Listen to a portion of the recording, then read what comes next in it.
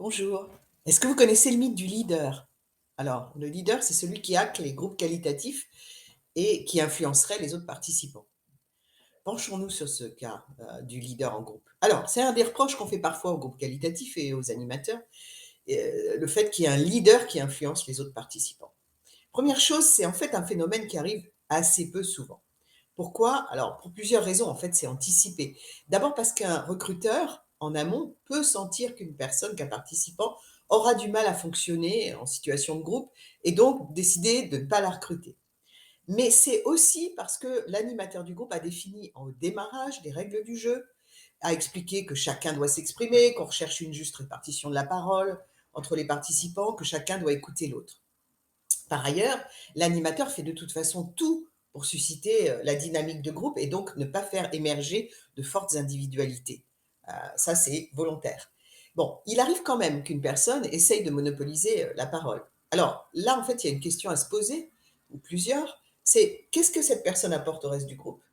Est-ce que sa présence est un frein à l'expression des autres? Et est-ce qu'il a finalement trop d'influence? C'est pas toujours le cas.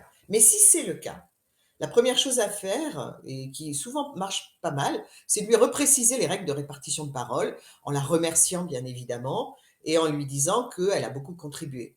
En général, ça suffit et la personne se met un peu en retrait pour laisser un peu de place aux autres participants.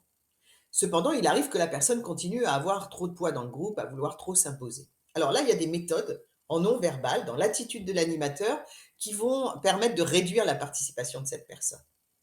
On peut aussi réduire l'influence de cette personne trop dominante en faisant bien sûr des questionnaires individuels qu'on doit faire de toute façon sur le matériel de test ou des tours de table où on interroge cette personne en dernier, comme ça elle n'a pas eu le temps d'influencer le reste du groupe. Ça marche aussi très bien.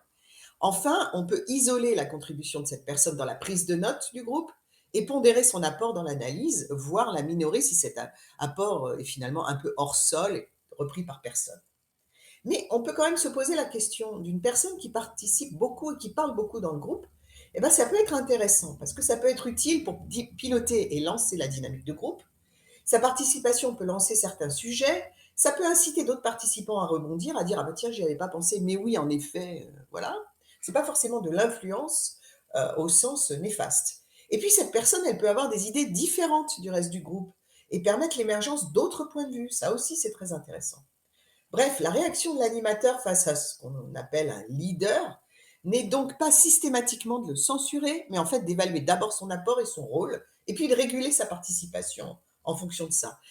Donc on cherche un équilibre subtil entre le groupal et l'individuel. L'animateur est la personne qui va savoir faire cette chose-là et qui peut vraiment valoriser ce leader et le rendre intéressant dans le groupe. Voilà, c'est tout pour aujourd'hui. J'espère que ça vous a intéressé. Likez, commentez et à très bientôt.